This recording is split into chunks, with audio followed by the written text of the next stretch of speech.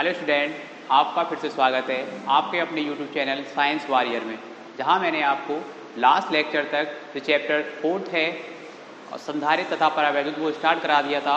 और इसमें हमने कुछ हेडिंगें की थी, चालक, अचालक और वैद्युत धारिता के बारे में जाना था। साथ ही साथ इसके साथ हमने जाना था गोली चालक या फिर क्या विलगित गोली चालक की धारिता के लिए सूत्र स्थापित किया था।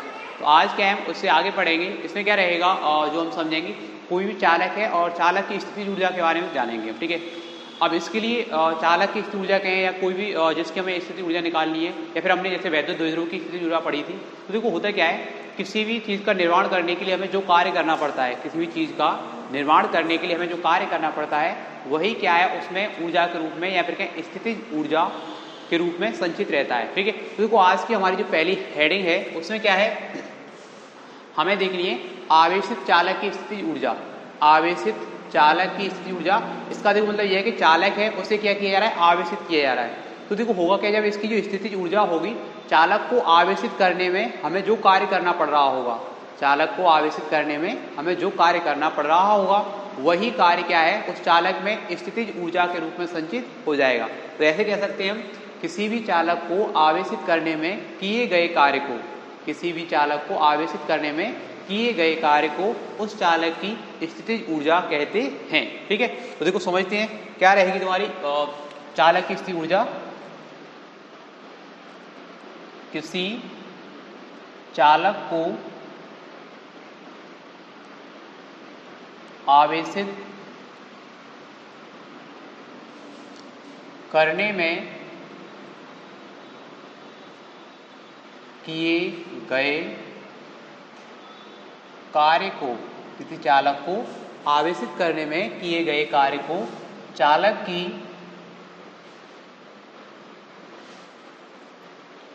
स्थितिज ऊर्जा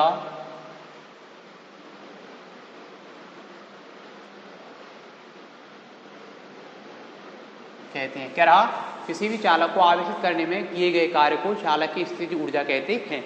अब एक चीज, हमें क्या है किसी भी चालक को प्लस क्यू आवेश देना है। मान लेते हैं हमें क्या है किसी चालक को प्लस क्यू आवेश देना है। तो देखो होता क्या है, किसी भी चालक को जब हम आवेश दे रहे होते हैं तो उसका जो संपूर्ण आवेश है उसे हम एक बार में ना देकर छोटे छोटे खंडों में करके देते हैं। चालक के संपूर्ण आवेश को एक बार में ना देकर क्या छोटे छोटे भागों में देते हैं। अब ऐसे मानते हैं, माना कोई चालक है और उसे हमें क्या है प्लस क्यू कूलाम का आवेश देना है। तो प्लस क्यू कूलाम के आवेश को जब हम चालक को देंगे तो क्या छोटे छोटे रूपों में देंगे, ठीक है। तो कोई चालक है और शुरुआत में मान लेते हैं उसका जो विभव है वो क्या है, शून्य। माना जो कोई चालक है इसका शुरुआत में विभव क्या है तुम्हारा, शून्य है। अब इसे क्या है हमें प्लस क्यू आवेश देना है, लेकिन छोटे छोटे रूपों में करके। तो जब इसे हम पहला छोटा भाग देंगे तो इस पर आवेश हो जाएगा, शुरुआत में जो कोई आवेश नहीं होगा तो इस पर छोटा सा मतलब बहुत अल्पांश आवेश हो जाएगा प्लस का, ठीक है। लेकिन इसका विभव शुरुआत में अभी क्या रहेगा, जीरो रहेगा। अब होता है कैसे, हमें और आवेश देना होगा, धीरे धीरे करके सारे आवेशों को देंगे। अब क्या है यहाँ पे प्लस आवेश और इसे दे रहे हैं हम,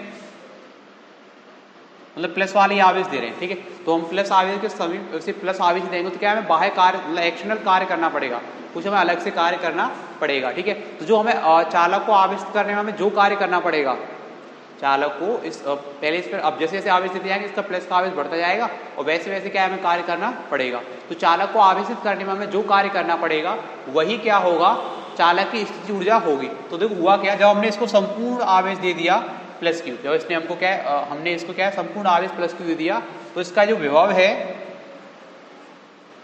मान लेते इसका जो विभव है 0 से हो गया कैपिटल V। इसका जो विभव है, जब हमने इसको प्लस की संपूर्ण आवेश दे दिया तो चालक का जो विभव है 0 से क्या हो गया, कैपिटल V हो गया, ठीक है।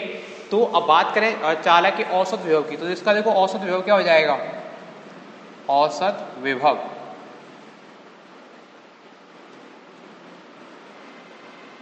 क्या हो जाएगा, शुरुआत में इसका जो विभव है वो कितना है, 0, बाद में कितना हो रहा है, कैपिटल V हो रहा है मान लेते हैं। जब इसके औसत विभव की बात करेंगे तो 2 ही है तो क्या हो जाएगा अपॉन 2। तो क्या हो जाएगा औसत विभव V अपॉन 2। तो चालक को आवेशित करने में जब हमने इसको आवेशित किया तो इसका औसत विभव क्या निकल गया है, V अपॉन 2। अब क्या है, अब देखते हैं जब हमने इसको आवेश क्यों दिया तो हमें कुछ ना कुछ कार्य करना पड़ा, तो वो कार्य हुआ कितना, चालक को आवेशित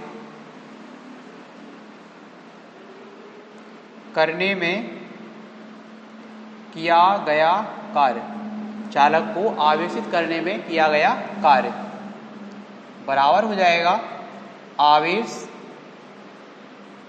गुणांक के औसत विभव, क्या रहेगा, आवेश गुणांक के औसत विभव।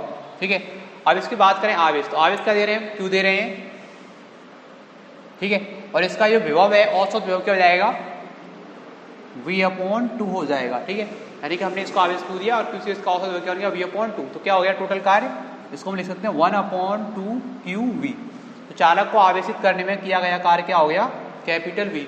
यही कार्य यानी कि जो हम कार्य कर रहे हैं 1/2 QV आ रहा है, यही कार्य क्या है, चालक में स्थितिज ऊर्जा के रूप में संचित रहेगा।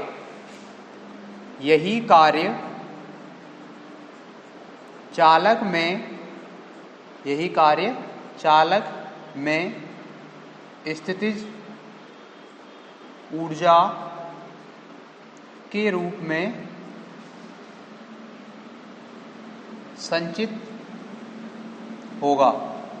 तो लिख सकते हैं हम, अतः चालक की स्थितिज ऊर्जा क्या हो जाएगी, चालक की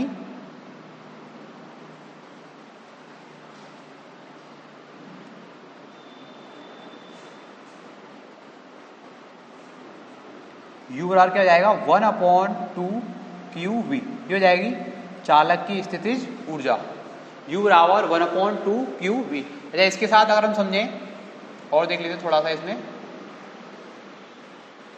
ऐसा मानते हैं ये तो होगी चालक की स्थितिज ऊर्जा U बराबर 1/2 QV। यदि यही समझें, यदि चालक की धारिता कैपिटल C है, क्या है, यदि चालक की धारिता कैपिटल C है, तब अब देखो होता क्या है, हमने धारिता का सूत्र पढ़ा है, C बराबर क्या रहता है, Q/V। इससे अगर हम जाने तो Q बराबर कितना हो जाएगा, CV, यानी Q का कितना मान बन जाएगा तुम्हारा, CV हो जाएगा। अतः हम लिख सकते हैं U बराबर क्या हो जाएगा, देखो 1/2 Q का मान ये लिखते हैं CV। Q का मान CV लिखेंगे तो देखो, और यहाँ पे लिखेंगे CV, तो क्या हो जाएगा, C और V गुणा V में होगा तो कितना हो जाएगा, V²। तो यानी कि ये हो जाएगा 1/2 गुणा Q का मान CV गुणा के V, तो क्या हो जाएगा, U बराबर 1/2 CV²। ये भी हो जाएगी चालक की स्थितिज ऊर्जा का दूसरा सूत्र, यानी कि U बराबर 1/2 CV²। ऐसे कर लेते हैं इसको, चलो मान लेते हैं समीकरण नंबर 1 और इसको मान लेते हैं समीकरण नंबर 2। वहीं अगर हम और देखें, जैसे मान लो ये तो हो गया आवेश और विभव के पदों में, ये हो गई जो वैद्युत स्थितिज ऊर्जा है धारिता और विभव के पदों में। अगर हम ऐसे देखना है कि जो एक सूत्र है धारिता और आवेश के पदों में हो, तो देखो हमें पता है, वहीं अगर इससे हम देखें V बराबर क्या है, इससे अगर मैं मान निकालूं V बराबर क्या हो जाएगा, चूंकि V बराबर क्या है, Q/C। V बराबर क्या है, Q/C। तो देखो U का मान क्या हो जाएगा, U बराबर हो जाएगा 1/2 C गुणा के Q²/C²। C से क्या हुआ, इसकी घात कट जाएगी, फिर U बराबर क्या बन जाएगा, 1/2 Q²/C। तो ये एक और हो जाएगा चालक की वैद्युत स्थितिज ऊर्जा का सूत्र। ठीक है, ये होगी चालक की वैद्युत स्थितिज ऊर्जा। तो क्या है वैद्युत स्थितिज ऊर्जा, किसी भी चालक को आवेशित करने में किया गया कार्य उसमें वैद्युत स्थितिज ऊर्जा के रूप में संचित होता है। हमने क्या माना था, माना और हमें क्या है, +Q कूलाम के आवेश को एक ऐसे चालक को देना है जिसका शुरुआत में विभव क्या है, 0। क्या है, हमें +Q कूलाम के आवेश को एक ऐसे चालक को देना है जिसका शुरुआत में विभव क्या है, 0 है। अब जब हम इसे +Q आवेश देंगे तो इसे एक बार में ना देकर छोटे छोटे रूपों में करके देंगे। कैसे देंगे, एक बार में ना कर छोटे छोटे रूपों में करके देंगे। तो हुआ क्या, हमने मान लो पहला छोटा टुकड़ा दिया है इसको प्लस, छोटा सा हिस्सा दिया, तो शुरुआत में क्या अभी भी इसका विभव क्या है, 0 है, लेकिन इसे हमने कुछ आवेश दे दिया।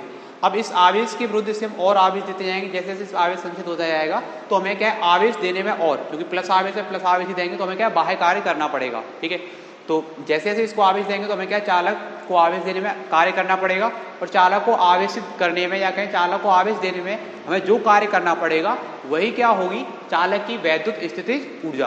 तो हमने क्या है, जब चालक को संपूर्ण आवेश +Q दे दिया तो उसका जो विभव है 0 से बढ़कर क्या हो गया, कैपिटल V हो गया। चालक का जो विभव क्या हो गया, 0 से बढ़कर हो गया कैपिटल V। तो चालक का औसत विभव क्या हो जाएगा, औसत विभव हो जाएगा, शुरुआत में 0 था और बाद में कितना हो गया V, तो क्या हो गया 0 + के V/2। तो औसत विभव क्या बन गया, V/2, ये हो जाएगा। अब देख लेते हैं चालक को आवेशित करने में किया गया कार्य। तो चालक को आवेशित करने में किया गया कार्य क्या हो जाएगा, आवेश गुणा के औसत विभव। आवेश क्या दे रहे हैं, प्लस के क्यू, या फिर कहीं यहाँ पर हम दिया गया आवेश, ठीक है। इसको अगर मैं और जैसे वेरीफाइड रूप में लिखना चाहें यहाँ लिख सकते हैं हम दिया गया आवेश, चालक को दिया गया आवेश गुणा के औसत विभव। अब चालक को दिया गया आवेश क्या है, क्यू है, और इसका औसत विभव क्या बन रहा है, v/2। तो इसकी ऊर्जा क्या हो गई, u बराबर 1/2 QV। यही कार्य क्या है, चालक में स्थितिज ऊर्जा के रूप में संचित रहेगा। अतः चालक की स्थितिज ऊर्जा u बराबर 1/2 QV। इसे मान लिया हमने समीकरण नंबर 1। अब इसके बाद मान रहे हैं, माना यदि चालक की धारिता क्या है, कैपिटल C है, चालक की धारिता क्या कैपिटल C है, तब C बराबर क्या हो जाएगा, Q/V। तो Q का मान क्या बन जाएगा, CV, ये हो जाएगा। अब तो फिर ये क्या बन जाएगा, अतः u बराबर हो जाएगा 1/2 Q का मान लिख दिया हमने CV × V। तो क्या हो गया, u बराबर 1/2 CV स्क्वायर, या कहें हाफ CV स्क्वायर बन जाएगा, ठीक है। इसको मान लिया समीकरण नंबर 2। अब हमें पता है अगर हम जो विभव का मान है आवेश और धारिता के पदों में लिख रहे हैं, तो इस सूत्र के अकॉर्डिंग ही v बराबर क्या हो जाएगा, Q/C। इसमें हम v का जो मान लिख रहे हैं Q/C, तो क्या जाएगा 1/2 C तो है ये v का मान, Q²/C², C से एक C कट जाएगा। तो वैद्युत स्थितिज ऊर्जा का जो तीसरा सूत्र क्या बन जाएगा, u बराबर 1/2 Q²/C, ठीक है। तो ये हो गई हमारी चालक की वैद्युत स्थितिज ऊर्जा। तो अभी के लिए उतारें, उसके बाद नेक्स्ट हेडिंग देखते हैं।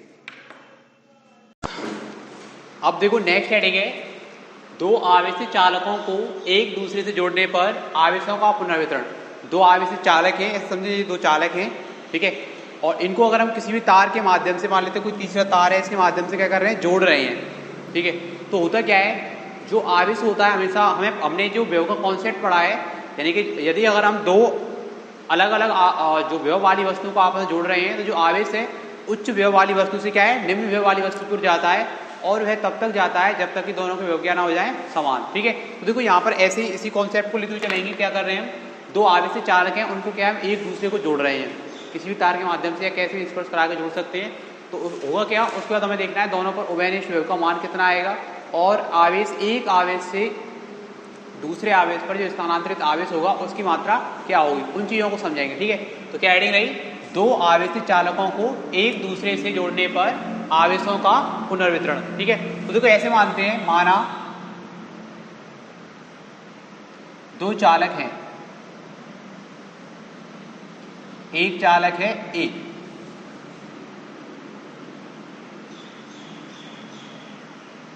और दूसरा चालक है B,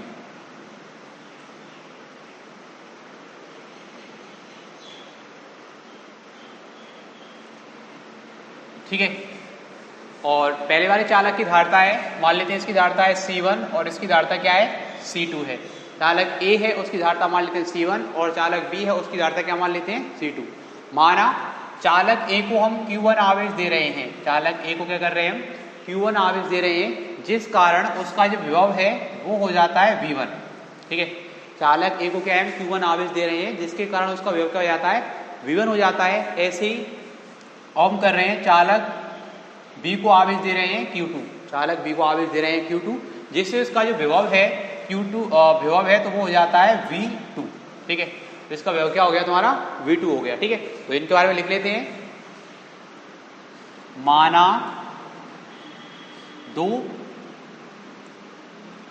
दो चालक A व B हैं, ठीक है, जिनकी धारिताएं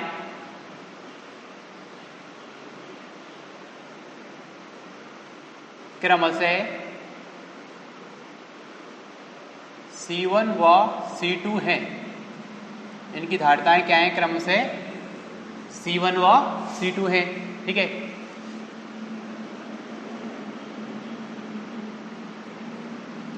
यदि दोनों को क्रमशः Q1 व Q2, यानी पहले वाले आवेश जो A है उसके हम आवेश दे रहे हैं Q1, ये दोनों को क्रमशः Q1 में Q2 आवेश दिए जाते हैं, तो इनके विभव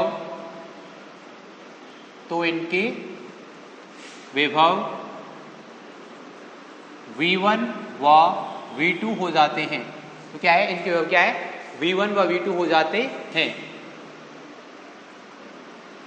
ठीक है, तो देखो उस स्थिति में क्या लिख सकते हैं हम, और तब यहां लिख सकते हैं हम Q1 बराबर क्या हो जाएगा, C1V1 तथा Q2 बराबर हो जाएगा C2V2। ठीक है, तो Q1 का मान क्या हो गया C1V1 और Q2 का मान क्या हो गया C2V2। अब देखो ऐसा करते हैं, इन दोनों चालकों को हम किसी तार के माध्यम से जोड़ते हैं। दोनों चालकों को हम एक ऐसे तार से जोड़ते हैं जिसकी धारिता क्या है, लगभग शून्य है। ठीक है, तो दोनों चालकों को कर दिया हमने, तार से जोड़ दिया।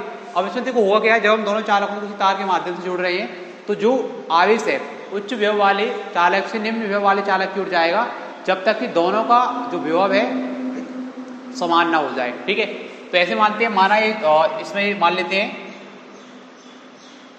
जो V1 है वो बड़ा है V2 से, यानी कि जो पहले चालक पर जो विभव है वो क्या है, ज्यादा है, और दूसरे वाले चालक पर विभव का मान क्या है, कम है। ठीक है, तो होगा क्या, पहले वाले चालक से आवेश दूसरे वाले चालक पर जाएगा, कब तक, जब तक कि दोनों का विभव क्या है, समान ना हो जाए। ठीक है, तो देखो देखते हैं,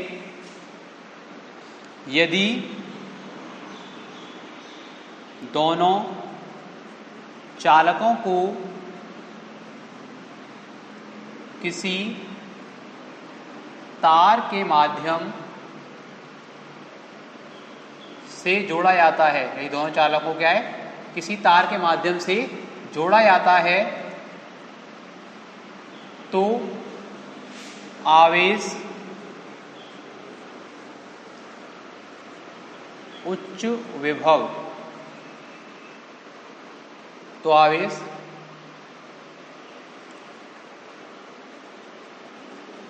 चालक A से B की ओर, हाँ मान लेते हैं V1 is greater than V2। ठीक है, A से B की ओर क्यों आ रहा है, क्योंकि V1 का मान बड़ा है और V2 का मान क्या है, छोटा है। तो आवेश चालक A से B की ओर स्थानांतरित होता है,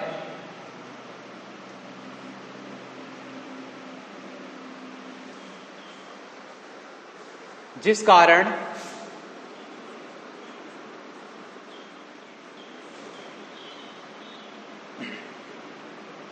इनका उभयनिष्ठ विभव, जिस कारण इनका उभयनिष्ठ विभव, यानी दोनों पर क्या कॉमन विभव हो जाएगा, इनका उभयनिष्ठ विभव कैपिटल V हो जाता है। क्या हो गया, इन दोनों का उभयनिष्ठ विभव क्या होगा, कैपिटल V हो जाता है।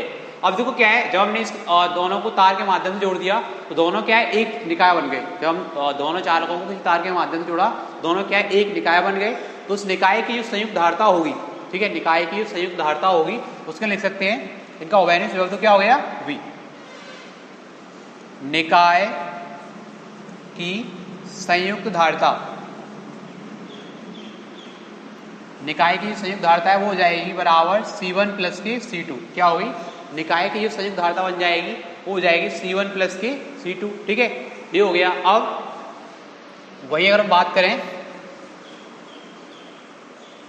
निकाय का कुल आवेश, निकाय का कुल आवेश, निकाय का कुल आवेश क्या हो जाएगा, पहले वाला आवेश Q1 है और दूसरा वाला आवेश क्या है, Q2 है। निकाय का कुल आवेश और निकालेंगे तो वो क्या हो जाएगा, Q1 प्लस के Q2। क्या हो जाएगा, Q1 प्लस के Q2।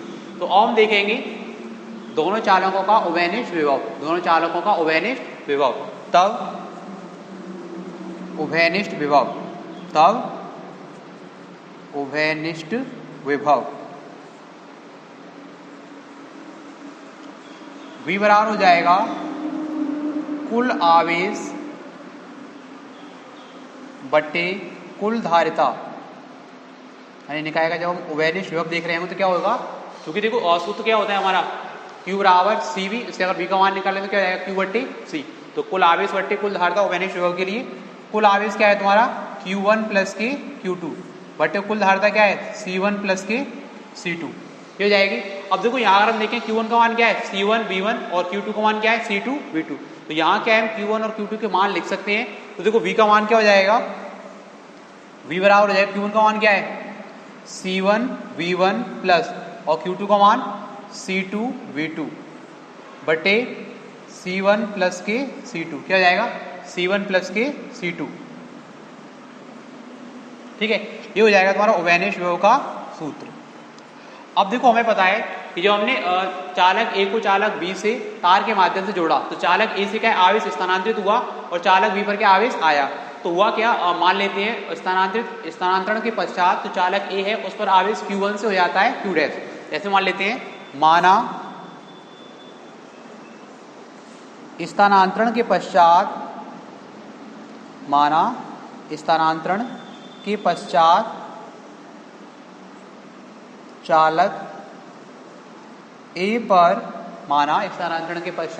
चालक ए पर आवेश Q1 डैश तथा चालक बी पर Q2 डैश हो जाता है। क्या है, माना स्थानांतरण के पश्चात क्या है, चालक ए पर जो आवेश से पहले Q1 था वो Q1 से क्या हो जाता है, Q1 डैश हो जाता है, और चालक जो B है उस पर आवेश क्या है, Q2 से क्या हो जाता है, Q2 डैश हो जाता है। तब अब अगर हम मान निकालें Q1 डैश का, Q1 डैश बराबर क्या हो जाएगा तुम्हारा C1, स्थानांतरण के पश्चात की बात कर रहे हैं, स्थानांतरण के पश्चात Q बराबर क्या होता है CV, यानी कि Q का सूत्र क्या है, Q बराबर है CV। अब Q1 डैश का मान निकालना है, Q1 डैश का मान क्या जाएगा C1, पहले चालक की धारिता, और स्थानांतरण के पश्चात दोनों चालकों पर ही आवेश कितना हो रहा है, ओवेनिश विभव बन रहा है जो V। ठीक है, तो क्या हो जाएगा तुम्हारा यहाँ पर C1V तथा Q2 डैश बराबर हो जाएगा C2V। स्थानांतरण के पश्चात जो पहला वाला आवेश है उस पर आवेश रह गया Q1 डैश, जिसका मान हो जाएगा C1V होगा, और जो दूसरा वाला चालक है उस पर आवेश हो गया Q2 डैश, जिसका मान क्या हो जाएगा C2V। अच्छा, अगर देखो ऐसा कर रहे हैं हम, इन दोनों का अनुपात देखें, Q1 डैश बट्टे Q2 डैश बराबर क्या हो जाएगा C1V बट्टे C2V बराबर C1 बट्टे C2, क्या हो जाएगा C1 बट्टे C2। यानी कि देखो इससे स्पष्ट क्या हो रहा है, इस तरह से इसको ऐसे लिखें अगर हम, Q1 डैश बट्टे Q2 डैश बराबर C1 बट्टे C2, यानी कि दोनों चालकों के बीच स्थानांतरित आवेश की मात्रा जो है, दोनों चालकों के बीच जो स्थानांतरित आवेश की मात्रा, मतलब एक चालक के दूसरे चालक पर स्थानांतरित हो रहा है, उनका अगर अनुपात देखेंगे तो वो क्या है, उनकी धारिताओं के अनुपात के बराबर होता है। चालकों के मध्य स्थानांतरित जो आवेश की मात्राएं हैं या आवेश स्थानांतरित हो रहे हैं, स्थानांतरण के पश्चात उन पर जो आवेश बच रहे हैं, उनकी मात्राओं का अनुपात चालकों की धारिताओं के अनुपात के बराबर होता है। ठीक है, ये हो जाएगा दो आवेशित चालकों को एक दूसरे से जोड़ने पर आवेशों के पुनर्वितरण में। ये तो हमने निकाल लिया ओवेनिश विभव, क्या निकाल लिया, ओवेनिश विभव। अब इसके बाद देख रहे हैं, जब हमने चालकों को जोड़ा है तो एक चालक से दूसरे चालक पर आवेश कितना स्थानांतरित हुआ, यानी कि स्थानांतरित आवेश की मात्रा। ठीक है, अब इसमें देखो हेडिंग टाइप में कर लेते हैं,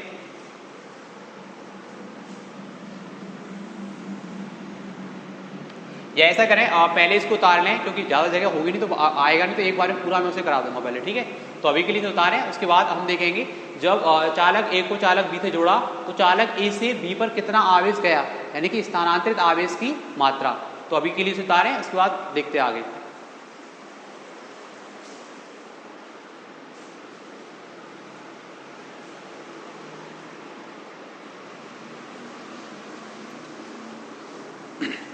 या फिर देखो ऐसा करना है, वीडियो को पॉज कर लेना, पॉज करके पूरा लिख लेना, उसके बाद जो मैं नेक्स्ट करा रहा हूँ उसे कर लेना। ठीक है, तो देखो देखते हैं,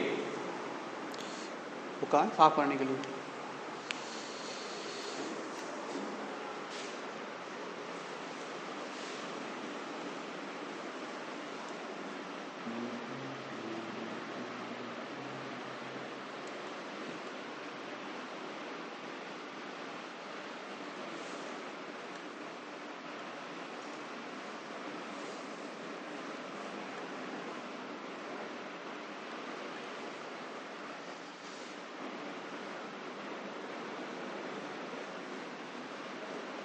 अब देखेंगे इसे हम, जब हमने चालकों को जोड़ा तो स्थानांतरित आवेश की मात्रा, स्थानांतरित आवेश की मात्रा, जब हम चालकों को जोड़ रहे हैं तो आवेश कितना स्थानांतरित होगा वो देखना है। ठीक है, तो देखो हमें पता है शुरुआत में ये चालक ए है, शुरुआत में उस पर आवेश कितना है Q1 है, और स्थानांतरण के पश्चात उस पर जो आवेश है वो क्या हो रहा है Q2 डैश हो रहा है। ऐसे करते हैं, प्रारंभ में चालक ए पर आवेश Q1 है तथा आवेशों के पुनर्वितरण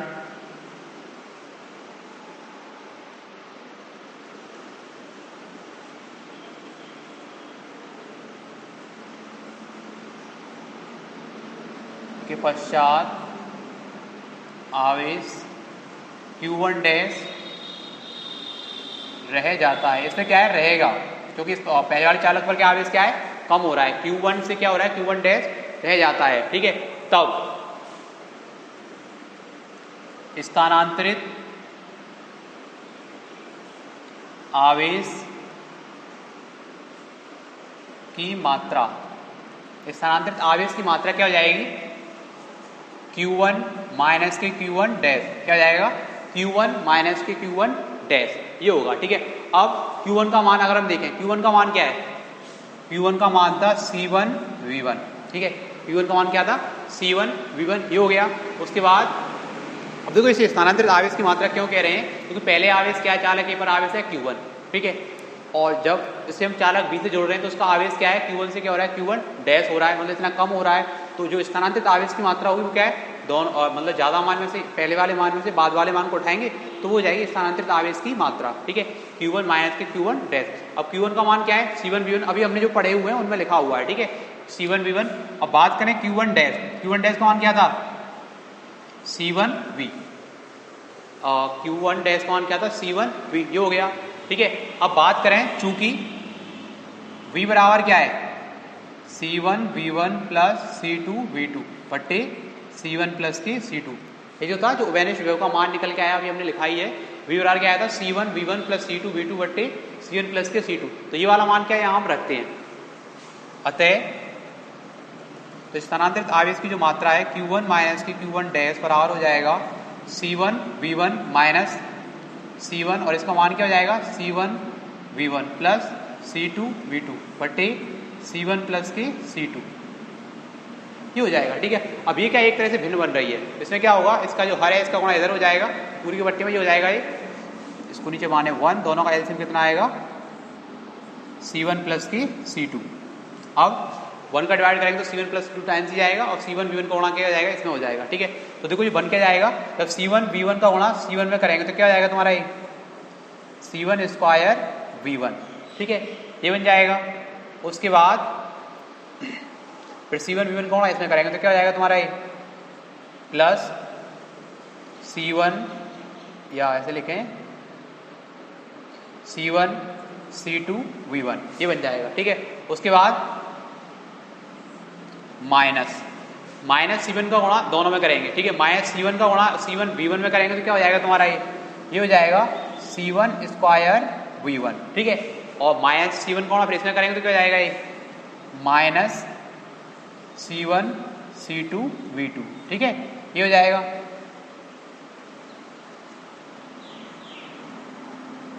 ठीक है, अब इसमें देखो C1 स्क्वायर V1 ये प्लस के हैं, और इधर C1 स्क्वायर V1 ये किसके हैं, माइनस के, तो क्या होगा, इससे क्या होगा, ये कट जाएगा। ठीक है, इससे क्या होगा, ये कट जाएगा, तो बचेगा क्या तुम्हारा, ये रह जाएगा C1 C2 V1 माइनस के C1 C2 V2 बट्टे C1 प्लस के C2।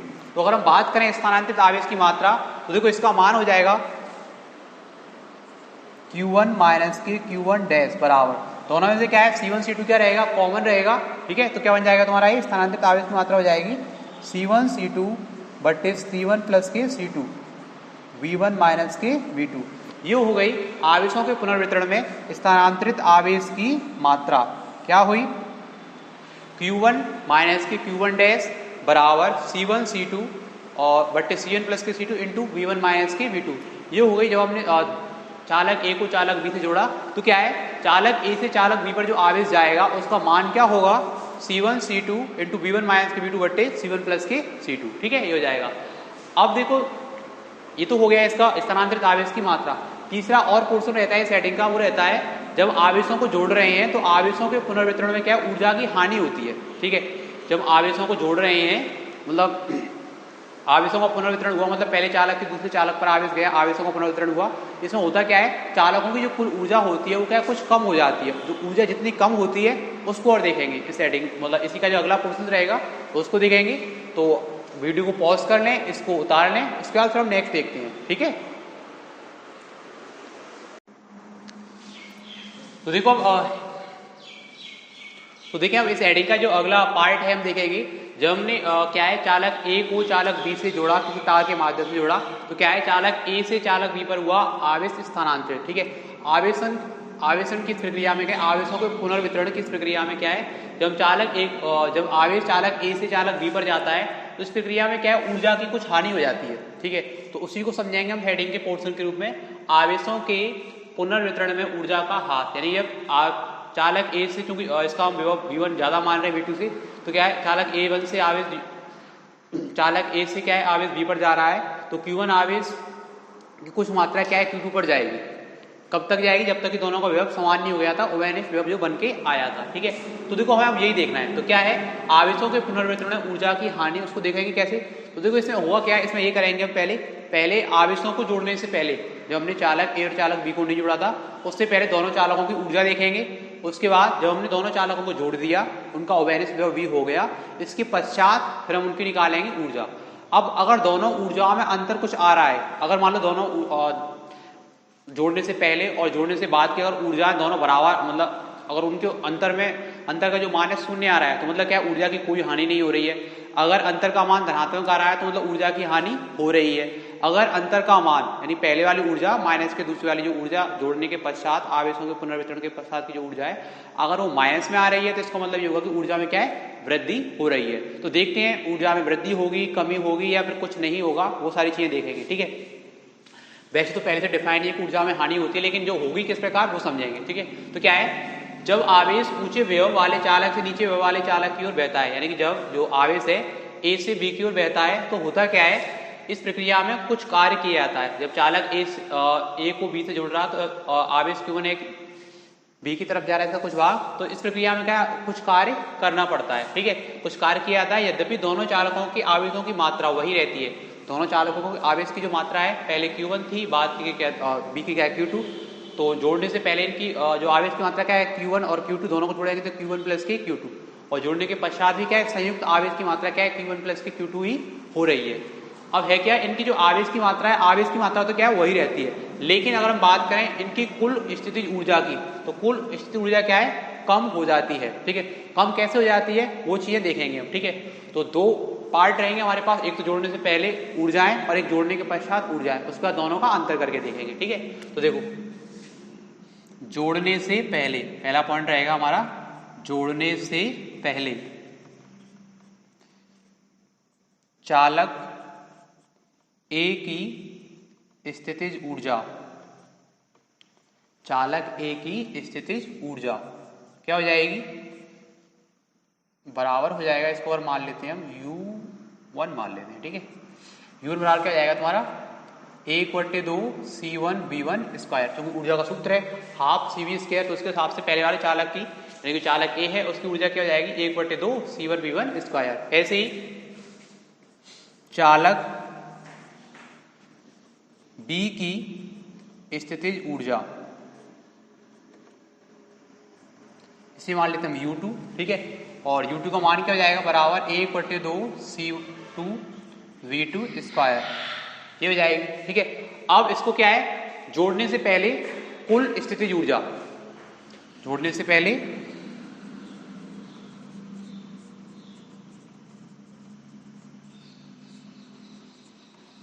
कुल स्थितिज ऊर्जा,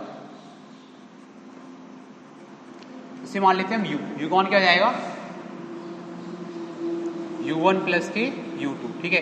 कितना मान है, 1/2 C1V1 square plus 1/2 C2V2 square. देखो U का मान है वो हो जाएगा 1/2 C1V1 square plus C2V2 square. क्या है, दोनों में से क्या है 1/2 कौन हो जाएगा, और इसे मान लेते हैं हम समीकरण नंबर 1, ठीक है, ये हो जाएगा। अब जो अब दोनों को जोड़ दे रहे हैं, ठीक है, तो मतलब क्या, जोड़ने के पश्चात, जोड़ने के पश्चात निकाय की कुल धारिता C1 प्लस की C2 क्या रहती है? C1 प्लस की C2 है तथा विभव कैपिटल V है। और जोड़ने के पश्चात दोनों पर जो उभयनिष्ठ विभव बन के आ रहा है वो कितना हो रहा है तुम्हारा? कैपिटल V है। तब जोड़ने के पश्चात कुल स्थितिज ऊर्जा, जोड़ने के पश्चात कुल स्थितिज ऊर्जा, इसे मान लेते हैं हम U डैश। क्या मान लेते हैं? U dash. U डैश बराबर क्या हो जाएगा? 1/2 कुल धारिता क्या है? C1 प्लस की C2 और विभव है V का स्क्वायर, ये हो जाएगा। लेकिन हमने उभयनिष्ठ विभव का मान क्या पढ़ा है? उभयनिष्ठ विभव का मान क्या था? V बराबर C1 V1 plus C2 V2 बट्टे C1 प्लस की C2। उभयनिष्ठ विभव V का मान रखने पर, ठीक है, तो क्या जाएगा? U डैश का मान हो जाएगा 1/2 C1 प्लस के C2 और इसका मान क्या था? C1 V1 plus C2 V2 बट्टे C1 प्लस के C2 का होल वर्ग, ये हो जाएगा। ठीक है, V का मान हमने लिख दिया। तो क्या हो गया? जोड़ने के पश्चात कुल स्थितिज ऊर्जा निकल के आई U डैश बराबर 1/2 C1 प्लस के C2 into C1 V1 plus C2 V2 बटे C1 प्लस C2 का होल स्क्वायर। ठीक है, ये होगी जोड़ने के पश्चात कुल स्थितिज ऊर्जा। अब हम देखते हैं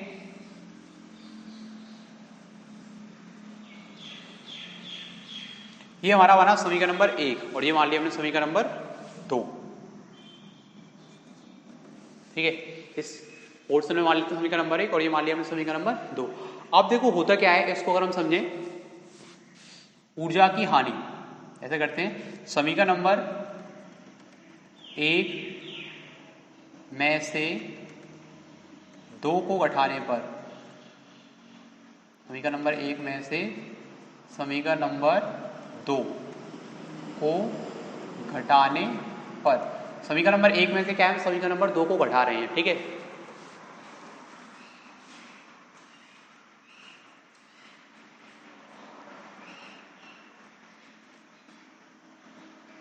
U माइनस के U डैश क्या बनेगा? यानी कि जो बन के आएगा वही होगी ऊर्जा हानि या ऊर्जा ह्रास। U माइनस के U डैश बराबर क्या हो जाएगा? अब इसको मानों को देखते हैं, U का मान और ये क्या है? U डैश का मान। तो क्या हो जाएगा तुम्हारा? 1/2 C1 V1 square plus C2 V2 square minus ये दूसरा वाला जो मान है लिख लेंगे, क्या जाएगा? 1/2 C1 प्लस के C2 C1 V1 plus C2 V2 बटे C1 प्लस के C2 का क्या पूरे का होल स्क्वायर होगा ये।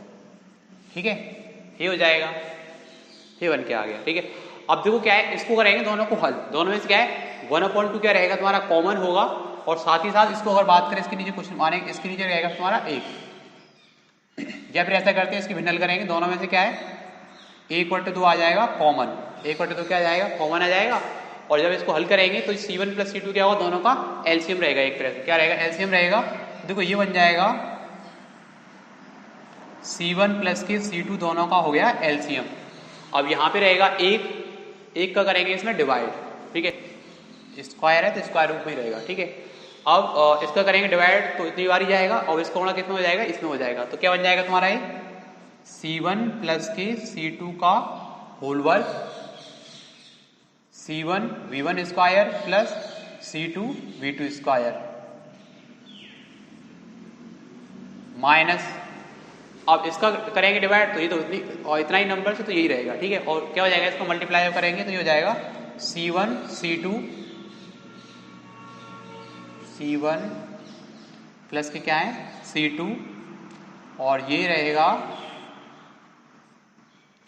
C1 V1 plus C2 V2 का होल स्क्वायर, ये बन जाएगा। ठीक है, ये हमारा फ्रैक्शंस हो जाएगा। अब इसको देखो हल करते हैं। ठीक है, इसको हल करें तो देखो इसमें क्या है? C1 प्लस के C1 प्लस C2 इधर भी और इधर भी, दोनों में से क्या हो जाएगा तुम्हारा? ये कॉमन हो जाएगा। ठीक है, या फिर देखो ऐसा करते हैं, इसमें इतना बड़ा ना कर इसे ये करें, ज़्यादा हो जाएगा। दोनों में से क्या हमने 1/2 कॉमन लिया, ठीक है, 1/2 कॉमन लिया और ये क्या है यहाँ इसका स्क्वायर है, ठीक है, इसका भी स्क्वायर है। इसको देखो हम अलग अलग करके अगर लिखें, यहाँ पर ऊपर वाले का भी स्क्वायर होगा ये, इसका भी और इसका भी, दोनों का स्क्वायर होगा ये, ठीक है। अब C1 प्लस C2 से क्या है, इसका एक स्क्वायर क्या होगा, कट जाएगा, तो यहाँ पे क्या रहेगा C1 प्लस के C2 ही रहेगा बस, ठीक है। अब दोनों में से क्या 1/2 कर लिया हमने कॉमन, तो ये क्या हो जाएगा तुम्हारा, ये हो जाएगा C1 V1 square plus C2 V2 square minus C1 V1 plus C2 V2 का होल स्क्वायर बट्टे रहेगा C1 प्लस के C2, ठीक है। ये हो जाएगा, क्यों, क्योंकि इसमें से क्या है C1 प्लस C2 ने इसकी एक घात कम कर दी, तो C1 प्लस के C2 बचे। अब यहाँ मान लेंगे इस पूरे के नीचे 1, तो दोनों का एलसीएम कितना आएगा, C1 प्लस के C2 आएगा, बराबर 1/2 C1 प्लस के C2, ठीक है, ये हो गया। अब इसका गुणा क्या है, इसमें हो जाएगा C1 प्लस के, अब इसका कर देते हैं, C1 को गुणा करेंगे इसमें, तो क्या बन जाएगा तुम्हारा ये C1 स्क्वायर V1 स्क्वायर, ये हो जाएगा।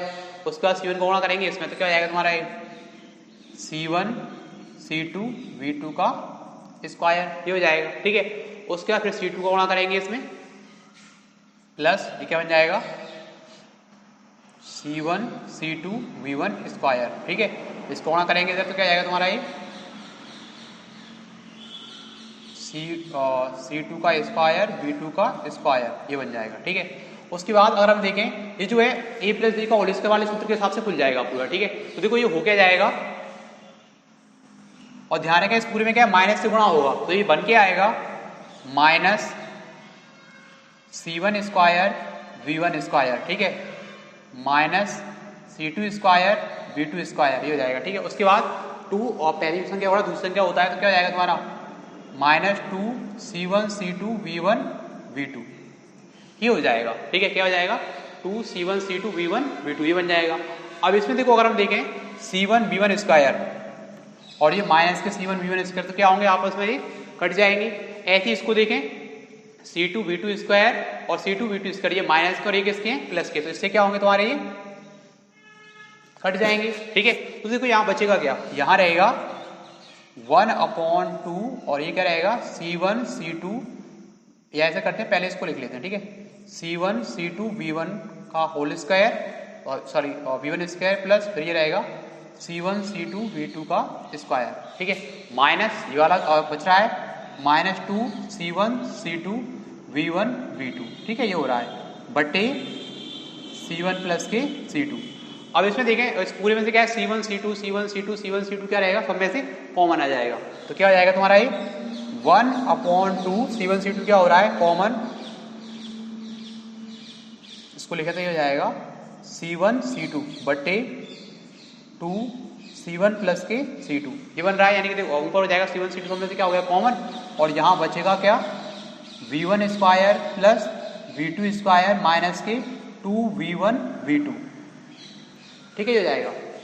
पहली संख्या का वर्ग दूसरी संख्या का वर्ग -2 गुणा पहली संख्या गुणा की दूसरी संख्या, तो ये क्या a माइनस b का होल स्क्वायर वाला सूत्र बन रहा है। तो इसको देखो मैं क्या लिख सकता हूँ, तो ऊर्जा की हानि जो बन के आएगी u माइनस के u डैश बराबर क्या हो जाएगा C1 C2 बटे 2 C1 प्लस के C2, और ये हो जाएगा V1 माइनस के V2 का होल स्क्वायर, ये हो जाएगा आवेशों के पुनर्वितरण में ऊर्जा की हानि का सूत्र, ठीक है। क्या हो जाएगा u माइनस के u डैश बराबर C1 C2 बटे 2 C1 प्लस के C2 और इंटू में V1 माइनस के V2 का होल स्क्वायर, ठीक है। अब इसमें देखें अगर इसको हम समझें ऊर्जा की हानि हुई है, यानी उसके लिए अगर देखो देखें तो क्या है, देखो C1 C2 दोनों ही क्या धनात्मक मान है, यानी कि यहाँ पर कोई भी माइनस की संख्या नहीं आई है। और बात करें अगर मान लो जैसे V1 का मान कम है V2 का अगर ज्यादा है, इस वाले अगर इसमें भी देखें तो अगर चाहे ये मान माइनस में आता, लेकिन इसका क्या हो रहा है पूर्ण वर्ग है, V1 माइनस V2 का क्या है पूर्ण वर्ग है, तो ये वाला मान भी किस में आएगा प्लस में आएगा, और ये जो पूरा मान है वो ऑलरेडी क्या है प्लस में। तो होता क्या है यहाँ पर जो भी मान आएगा वो किस में आएगा प्लस में आएगा, ठीक है। अतः स्पष्ट होगा इससे कि आवेशों के पुनर्वितरण में ऊर्जा की क्या रहेगी हानि होगी, ठीक है। यहाँ अगर हम देखो लिखें तो इसको ऐसे लिख सकता हूं मैं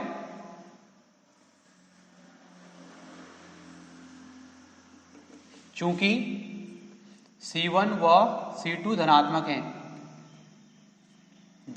हैं तथा V1 माइनस के V2 का होल स्क्वायर भी एक धनात्मक मान होगा। क्या है? और बात करें V1 माइनस के V2 का होल स्क्वायर है, ये भी क्या है? धनात्मक मान होगा। अतः स्पष्ट है कि आवेशों के पुनर्वितरण में सदैव ऊर्जा की हानि होती है। ठीक है, तो क्या पता चला हमें? जब आवेशों का पुनर्वितरण हो रहा है, एक चालक से दूसरे चालक पर आवेश जा रहा है, तो आवेशों की सदैव क्या रहेगी? हानि होगी। ठीक है, तो जो गया आवेशों के पुनर्वितरण में ऊर्जा की हानि के लिए सूत्र U माइनस के U डैश बराबर C1 C2 into V1 minus के V2 का होल स्क्वायर बटे 2 C1 प्लस के C2। ठीक है, तो इसी के साथ आज का जो लेक्चर है ये समाप्त करते हैं। उम्मीद करता हूँ ये तुम्हें पसंद आया होगा। अगर ये अच्छा लगा है या समझ में आया है तो वीडियो को लाइक करें, दोस्तों के साथ शेयर करें, और अगर अभी तक चैनल सब्सक्राइब नहीं किया हुआ है तो चैनल को सब्सक्राइब करें। ठीक है, और अगर हेडिंग समझ में नहीं आ रहा है तो फिर से बैक करके देख सकते हैं कैसे बताया गया। अगर मैं दोबारा रिवीजन करूंगा तो लंबा वीडियो हो जाएगा। इससे अच्छा है कि वीडियो को अगर जैसे एक बार में समझ में ना आ रहा हो तो वीडियो को पीछे कर लेना और फिर से देख लेना। ठीक है, तो इससे क्या पूरा कंफर्म हो जाएगा कैसे कैसे ये आया हुआ है आवेशों के पुनर्वितरण ऊर्जा की हानि। ठीक है, तो समाप्त करते हैं। धन्यवाद।